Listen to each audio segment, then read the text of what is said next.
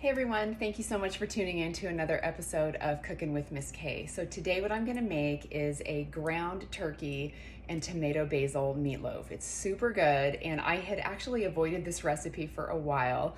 It comes from our 30 Days to Healthy Living program because I was like, how good could meatloaf be? Especially turkey meatloaf, right? But it is amazing with the tomato and the basil. So what we're gonna start with is 1 pound. I have 1 pound of Mary's dark meat turkey, ground turkey. And we're gonna put this in the bowl, my big old Pyrex bowl. And then we're gonna combine, I have some almond flour from Trader Joe's, so we're gonna use 1/4 of a cup. We're gonna dump that in. And then we're gonna use, I love the Cento tomato paste that comes in a tube. I like it so much better than the ones that come in the little cans. So we're gonna put 2 tablespoons of that in here. And I'm kind of just gonna eyeball it a little bit here. There's 1. And that is 2. And I'm gonna save that because we're actually gonna use that in the topping that we're gonna put on the turkey meatloaf as well. And then we're gonna put 3 tablespoons of fresh chopped basil. And I went ahead and just chopped it, pre-chopped it. So that is ready to go. And for anyone who loves smoothies, I went ahead and bought a bigger portion of the basil because I'm gonna mix it with my vanilla and strawberry protein smoothies. And if you add some fresh basil and a squeeze of lemon, I almost said lime, but a squeeze of lemon in it, it's really good. It makes a really good kind of different tasting protein smoothie, and it's really delicious. So I just wanted to show that to you. Okay, and then we're gonna add 1 egg. So this is a fresh organic egg from Costco. I recently just got a big old thing of that. And then I have this awesome French sea salt that I got on my trip that I went to France a couple years ago. And I've been savoring it, and I'm just gonna go ahead and use some of that. But you can use just regular sea salt, and that's about a teaspoon. Let me just measure. I'm pretty sure I eyeballed. Yep, I did. I eyeballed that pretty good. And then I'm gonna I have some garlic powder from Trader Joe's as well. So we're gonna use a teaspoon of that. And that's all you do to make the meatloaf portion of that. So I'm gonna mix all this together, and you're gonna bake this at 400 degrees for 30 minutes, and you literally don't need to cook it any longer than that. And then I pull it from the oven and I cover it right away with some tin foil and just to let it kind of rest a little bit.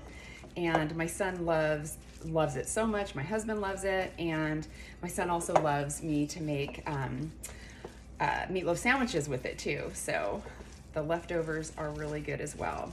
And normally what I do is I make it with sweet potato fries, but we had sweet potato fries last night, so I thought I'd do something different. So I actually pre-made a couple of days ago a batch of mashed sweet potatoes that I just scrubbed skin on, roasted at 400 degrees for about probably 30 minutes until they were really tender.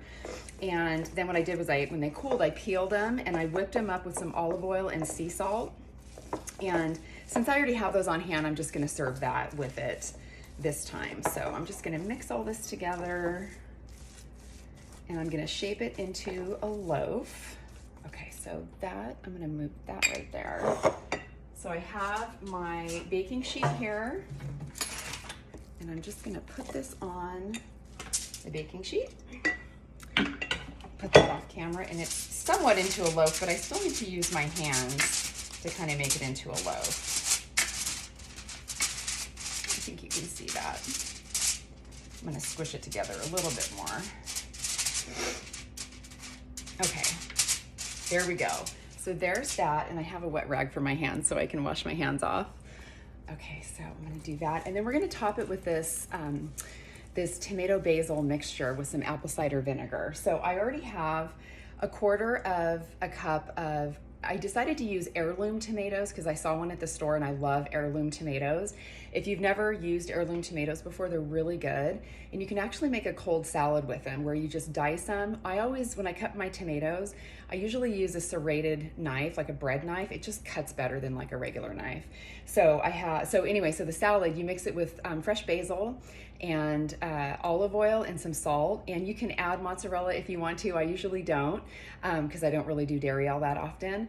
and it makes a really good cold salad. So in this case, we're gonna put it in for the topping of the meatloaf. So I have 1/4 cup of diced tomatoes, and then I have 1 tablespoon of diced, or actually minced, basil here as well.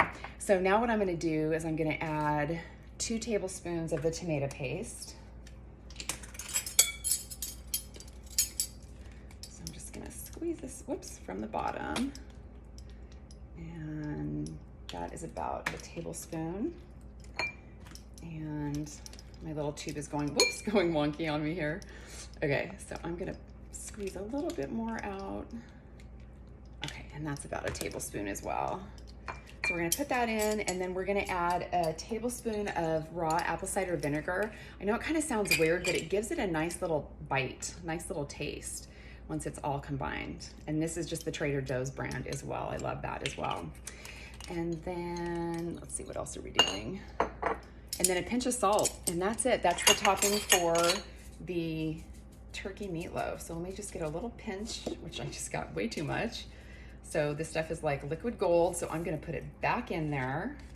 I got this on a little island called Ile de Ré. I don't even remember where it was. I couldn't tell you if it was the Brittany coast or whatever coast we were on when we were in France 2 summers ago, but it was sure a beautiful place.